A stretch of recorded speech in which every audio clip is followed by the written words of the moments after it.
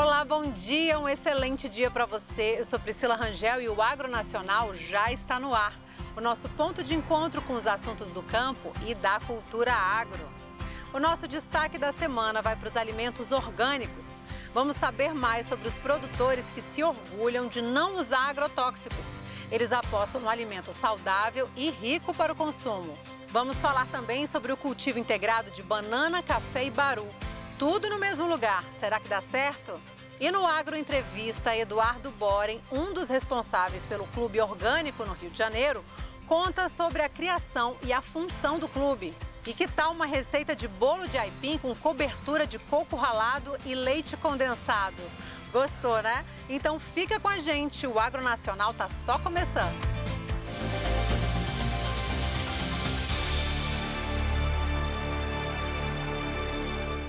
E para começar bem o dia, que tal uma visita às fazendas de produtos orgânicos em Santa Catarina?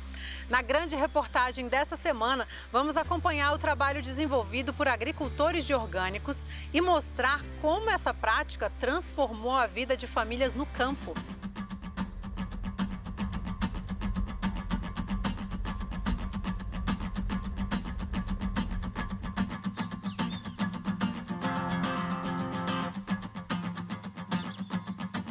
Para mim, comida, eu acho que o mais legal é tu tirar da terra e preparar comida. É isso que eu gosto.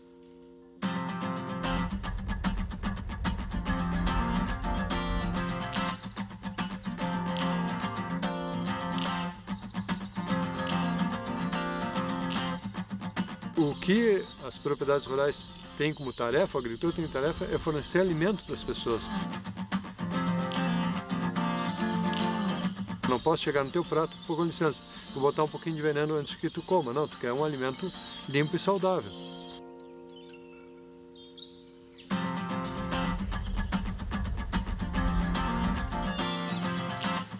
O agrotóxico é um problema sério na agricultura e para as pessoas no geral, para o meio ambiente também, né? Tudo é alimento. Então a gente usa o piqui, panã, a rufão, a cagaita, a gabiroba, mangaba.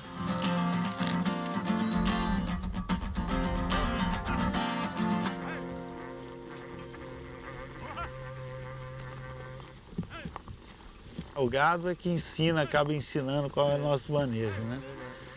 A gente costuma dizer que tem que aprender a língua do boi, né?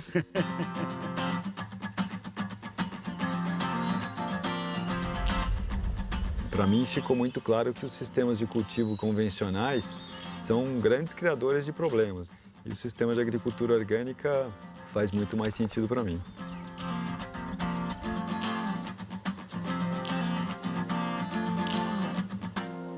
A palavra orgânico é bem interessante, ela vem do grego, relativo a orgânicos, né? Tem a ver com organismo e organização. Se tu tem a agricultura organizada, orgânica, a sociedade toda fica organizada. No momento que tu desorganiza a agricultura, desorganiza a sociedade como um todo.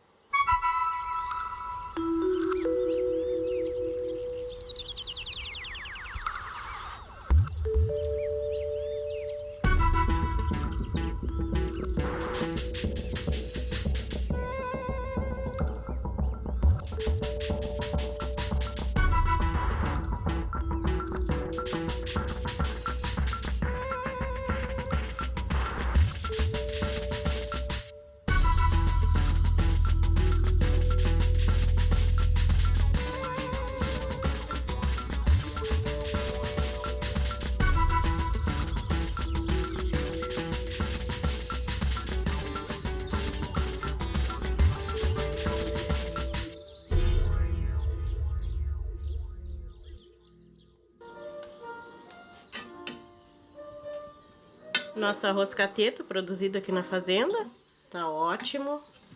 Aipim, né?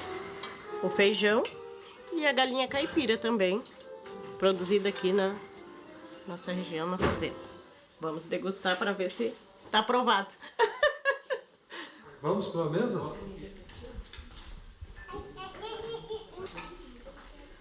pedacinho de carne de galinha. Te incomodei bastante. Alegre a vida do cigano O lar dele é a Mata Virgem. Lustig ist das Zigeuner Leben, Faria, Faria. Braucht dem Kaiser kein Zinsen zu geben, Faria, Faria. Lustig ist im grünen Wald. Então, quando nós começamos aqui em 1983, a propriedade estava dilacerada, além de contaminada com produtos químicos, era um deserto químico, a gente podia dizer que não crescia mais gramíneas, né? O pasto não se desenvolvia mais. E assim a gente começou o trabalho. Então, aqui à esquerda nós temos o plantio do arroz negro, agora é restevo, o gado está aproveitando, e do outro lado temos o plantio de arroz grão curto, variedade japônica.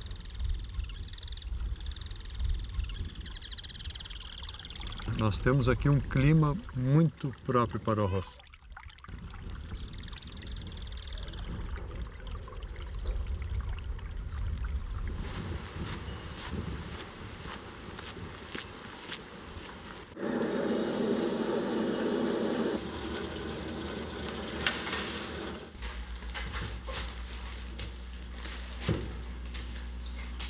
Quando diz que a produção orgânica não será suficiente para alimentar o mundo, isso está baseado numa mentira, com a intenção de repeti-la muitas vezes até que ela se torne verdade.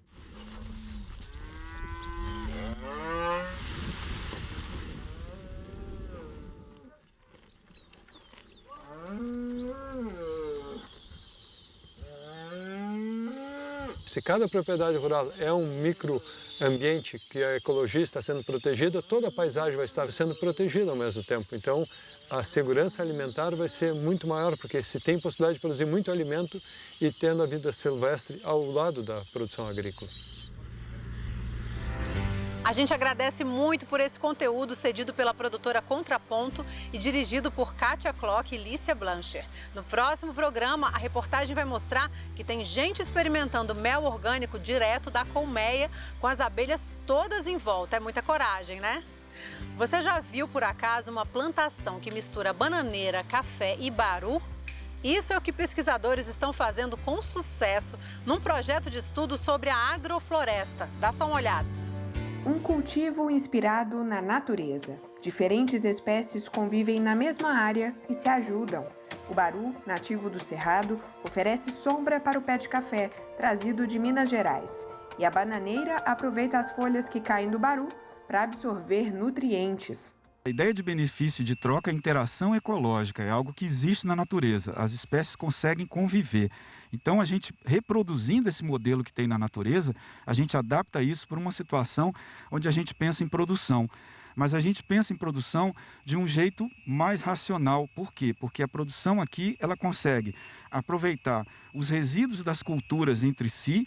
Neste caso, como o café é a planta mais nova, o resíduo da bananeira e do baru. E o clima que existe aqui é um clima que faz com que, os nutrientes, a água, permaneçam mais tempo aqui nesse ambiente, exigindo menos intervenção do homem. Para estudar os benefícios reais do sistema integrado, os pesquisadores têm outra área onde cultivam banana e café do jeito tradicional mesmo. Café junto de café, bananeira junto de bananeira. Resultado: no sistema integrado, as plantas precisam de menos adubação, o solo fica mais úmido graças às sombras da bananeira e do baru, e o café cresce mais.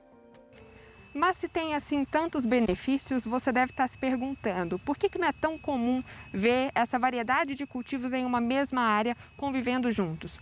Porque tem a questão, por exemplo, da mão de obra. É preciso tirar as folhas secas da bananeira, podar o baru, e ao mesmo tempo não se pode entrar com máquinas muito grandes aqui, senão destruiria o cultivo. Por outro lado, poder produzir várias espécies numa mesma área acaba compensando do ponto de vista de produtividade.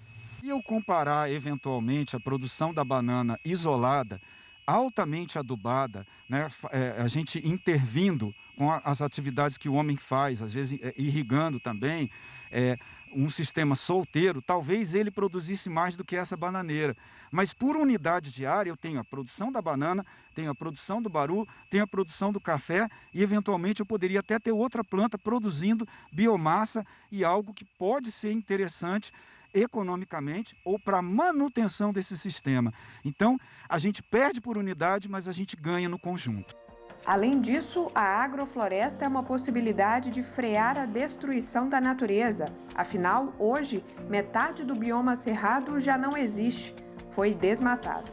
Quando você está conservando uma área e você está revegetando ela, um dos indicativos interessantes de você começar a ver que aquela preservação, aquele sistema está dando certo, é quando você começa a rever a fauna naquele local.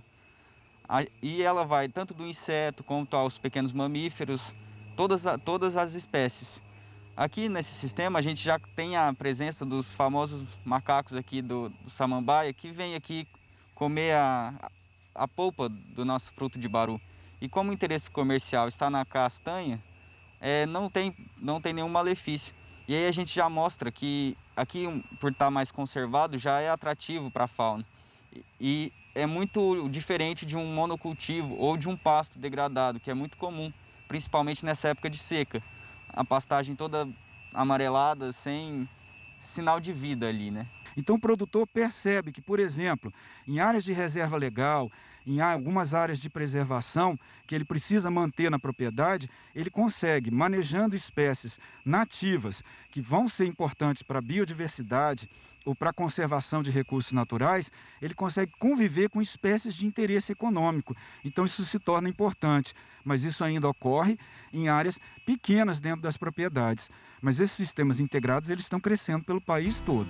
Agora a gente faz um rápido intervalo, mas no próximo bloco você acompanha a primeira parte da entrevista com Eduardo Boren, um dos criadores do Clube Orgânico, falando sobre como começou a empreender nessa área. Você vai ver ainda uma receita deliciosa de bolo de aipim. Fica com a gente, nós voltamos já.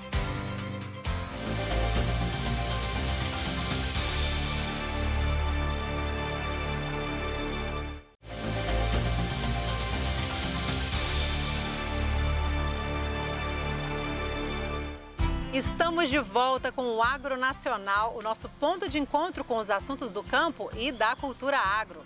No Agro Entrevista dessa semana, a repórter Mariana Tocarnia conversa com um dos criadores do Clube Orgânico, Eduardo Boren. Hoje, na primeira parte da entrevista, ele explica como empreender no setor de orgânicos e fala da qualidade dos alimentos. Acompanha daí. Desde 2015, ele busca formas de fazer com que as pessoas se relacionem com a comida de verdade. Foi assim que nasceu o Clube Orgânico, uma plataforma que busca conectar produtores e consumidores. Eduardo Boren, muito obrigada por receber a gente aqui. Eduardo, como é que nasceu o Clube Orgânico? Eu era publicitário nessa época, tenho um grande amigo de infância, idade parecida comigo, estudou junto na faculdade também. E naquele momento ali, chegando perto dos 30, aquela crise de meia-idade, assim, o que a gente vai fazer na vida? A gente não vai ser publicitário pro resto da vida, vendendo produto para os outros. A gente tinha que fazer uma coisa para a gente. Tinha essa sensação de que a gente tinha que fazer uma coisa para a gente. E nessa época, não sei se você lembra, se as pessoas lembram, assim, orgânico era bem menos acessível, assim, eram poucos mercados que tinham, poucas feiras que tinham. Alguns produtores já entregavam, mas não era muito acessível, tinha uma certa dificuldade. E na minha casa a gente tinha, sempre teve uma ligação com o consumo, com uma alimentação mais saudável, uma preocupação com origem, na verdade, saber de quem a gente estava comprando. E aí, conversando com esse meu amigo, o Vitor, a gente viu uma possibilidade. Tem um mercado, tem uma possibilidade. É um mercado que vai crescer, as pessoas vão cada vez mais se preocuparem em consumir alimentos mais saudáveis. Como vocês fizeram para mapear o cenário de produtores e consumidores? Como vocês foram formando essa rede do Clube Orgânico? Os primeiros 6 meses, 1 ano, foi uma exploração de oportunidades. Foi buscar, será que existe mesmo produtores querendo produzir sem conseguir entregar? Será que esses produtores, eles conseguem produzir e só não conseguem, a dificuldade é só de entrega ou está na produção também? Será que tem outras pessoas querendo consumir? Então a gente foi olhar foi de fato a campo mesmo. A gente rodava todo final de semana, ia a Petrópolis, ia a Teresópolis, ia a regiões de produção aqui no Rio de Janeiro, né, no estado, para buscar esse tipo de produtor e de produto. E também rodava muito com amigos e com amigos de amigos, buscando saber se tinha interesse em consumir. Como é empreender no mercado de alimentos? A gente entendeu que tem a compra de nicho, né, que são as pessoas que querem comprar a cesta, mas para quem quer escolher o produto certinho, o dia que quer receber certinho, a gente vende avulso também, a pessoa pode escolher. Então a gente foi evoluindo para dar conta de todas as demandas, as necessidades. A gente está a serviço de entregar o melhor produto que existe para mais pessoas possíveis, né? Então esse é o nosso papel aqui como empresa hoje. Qual é a qualidade do alimento que chega na mesa do brasileiro hoje? A gente sabe o que a gente está comendo? As pessoas estão comendo muito veneno. Eu não preciso ter nenhum pé atrás para dizer isso, assim, são dados. Por outro lado, eu acho que o produto orgânico ele finca uma bandeira, assim, sabe? Eu sou um produto raiz, mas ele não precisa ser um produto, ele não precisa ser um produto feio, menor. A gente entrega hoje produtos de qualidade visual similar a produtos convencionais, porque a gente trabalha com produtores que buscam essa entrega. Em relação à qualidade, eu acho que quando você consome um produto orgânico de qualquer lugar, ele pode ser até mais feio se você achar a questão do padrão mais feio. Você está recebendo um produto com uma qualidade alimentar muito superior. Eu acho que no fim do dia, o que mais importa, senão o que você está colocando para dentro, né? A gente tem uma ideia de que os produtos orgânicos são muito caros. É isso mesmo? O que a gente pode fazer para tornar esses produtos mais viáveis? O Clube Orgânico, e eu acredito que outras iniciativas também, já conseguem vender alguns produtos orgânicos ao mesmo preço de convencional. Isso não é mais uma barreira. A barreira ainda é uma questão de escala e distribuição. Então, se você tem um produto que é produzido muito longe, numa quantidade muito pequena, é óbvio que quando ele for confrontado com um produto convencional, que são toneladas e toneladas, num modelo de compra totalmente já, né, estruturado há dezenas de anos, sabe, com toda uma estrutura montada, é óbvio que a gente vai ter uma questão de preço que vai estar na mesa, sabe? A gente chega em vários produtos na gôndola hoje, no supermercado, às vezes com no máximo 30% de diferença. É uma diferença, a gente está vivendo uma crise, né, ainda por cima no Brasil, mas a gente está num caminho. O custo para o produtor de orgânicos é muito mais alto? O que a gente pode fazer para mudar essa relação? A gente tem hoje incentivos públicos para a agricultura orgânica, a agricultura sustentável. Eles são ínfimos perto da agricultura convencional. Eu acho que é urgente a necessidade da gente criar linhas de crédito e de incentivo para a produção sustentável, não só orgânica, produção agroecológica também. Eu acho que é um pouco do papel da gente como educador, como conector do consumidor com o produtor, né? Nosso papel está ali no meio do caminho fazendo essa conexão. A entrevista continua no próximo programa e Eduardo Boring fala sobre a necessidade de investimentos públicos na produção de orgânicos e economia sustentável. Agora é hora de preparar a cozinha, anotar os ingredientes e observar o modo de fazer.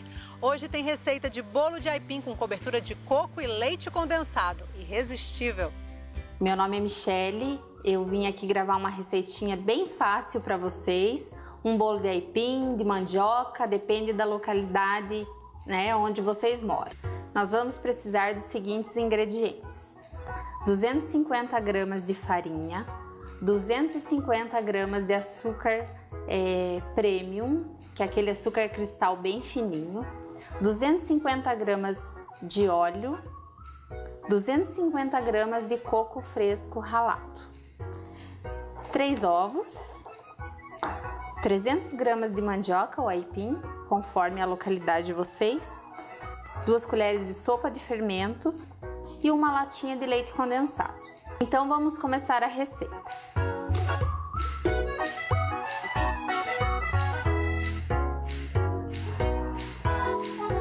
Vamos colocar o óleo,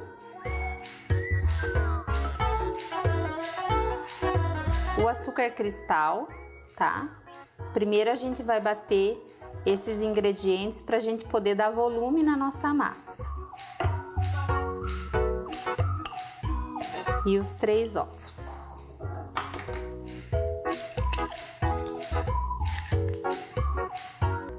Então tá aqui o açúcar, os ovos e o óleo. A gente vai bater até ficar uma massa bem espumosa, bem volumosa.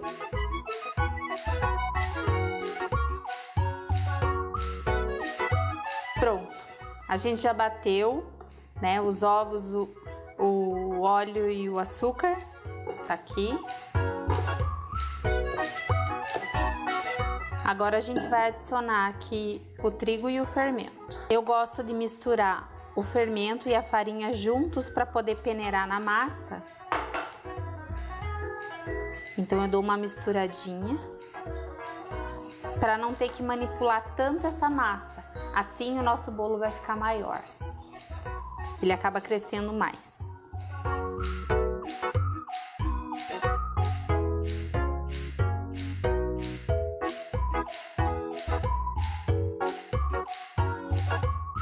Vocês vão fazer isso mais ou menos em 3 etapas, tá? Coloca a farinha em 3 etapas. Percebam que a massa parece que tá meio pesada, mas fica um bolo super macio. Como o aipim ele tem um pouquinho de água, né? Ele é úmido, quando a gente rala ele fica mais úmido, acaba deixando a nossa massa mais macia também. Essa é a textura da massa, tá? Ela vai ficando mais grossa, mais pesadinha, mas é normal. Agora a gente já vai adicionar aqui o aipim. Então a nossa massa tá pronta, tá?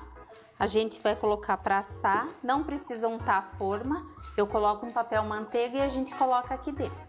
O próprio papel manteiga não deixa grudar e você consegue tirar bem tranquilamente daqui.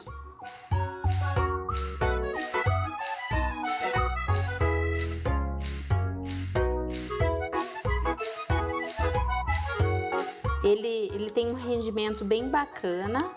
Essa forma é uma forma de 25 de diâmetro. Dá um bolo bem grandinho. Fica bem alto. É importante vocês perceberem a altura da forma, senão vai vazar. Se for uma forma de 25 baixinha, vai vazar o bolo de vocês. Tá aqui nosso bolo, pronto para ir pro forno. Vai ficar assando mais ou menos uns 30 a 40 minutos, depende do teu forno. Quando eu asso esse bolo, deixar dentro do forno uma forminha bem pequenininha com água, fazendo vapor dentro do forno. Isso vai fazer com que a parte superior do bolo não fique seca e fique um bolo bem macio. Então o nosso bolo tá pronto, tá assado. Depois de uns 40 minutinhos de forno a gente já vai tirar. Eu gosto de deixar ele esfriar em cima de uma gradezinha assim, tá? Para ele não continuar assando dentro do forno. Agora a gente vai começar a fazer a nossa cobertura, enquanto ele esfria um pouquinho. Então a gente vai colocar aqui o coco ralado e o leite condensado e ferver um pouquinho e já jogar por cima, tá?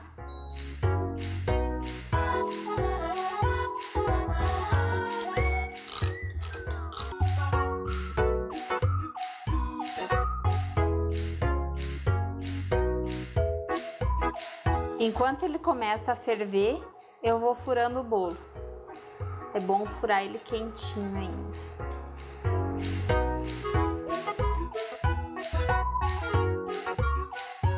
Aqui tá fervendo o coco com leite condensado, tá? É importante ficar mexendo para que ele não queime, não grude no fundo da panela. Coloca a calda quentinha para que ela entre bem dentro do bolo. Quem não encontrar o coco fresco, pode colocar coco ralado, comprado, pacotinho no mercado também, não tem problema. Então tá pronto. Aqui, percebam que ele ficou bem sequinho por cima e tava bem líquido, porque entrou no bolo, nosso caldinho, tá? Agora a gente vai desenformar. É um bolo bem gostoso, agora bem molhadinho, façam em casa, tá? Um abraço grande e até a próxima.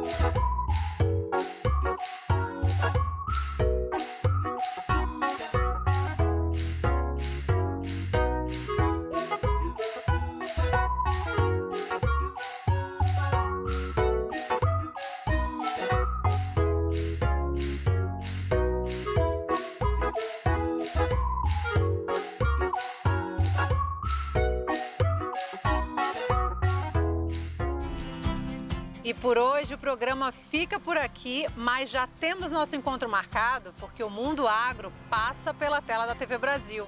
Eu sou Priscila Rangel e desejo a você um excelente dia. Tchauzinho!